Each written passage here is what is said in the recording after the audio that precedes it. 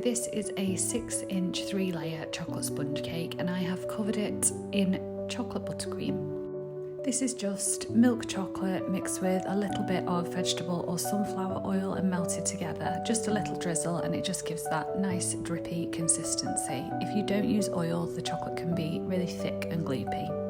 Now, yesterday I got a wooden dowel and I covered it with just normal melted chocolate with no oil, and I put lots of minstrels all over the front and back of it, and then I used the melted chocolate to glue on an empty packet of minstrels on the top as well, and then I just put that to one side to set.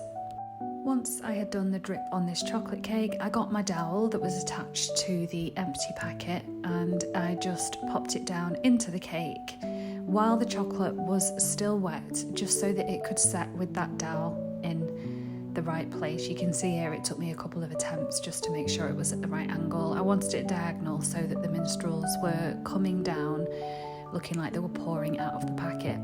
And then while the drip was still wet, I added a few more minstrels all around where the dowel went in and coming down the front of the cake as well.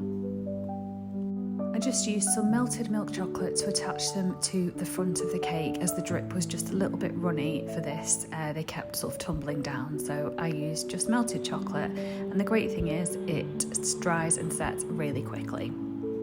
I added this topper. This company is brilliant. I'll pop them in the description below. Again, while the chocolate was still wet, so that once it's set and dried, it kind of grabbed onto that topper.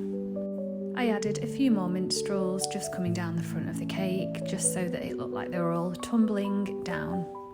Not forgetting about the back as well. And then here is the finished cake, all finished, and I'm really pleased with how it looks. And you can do this with any sweets or chocolate.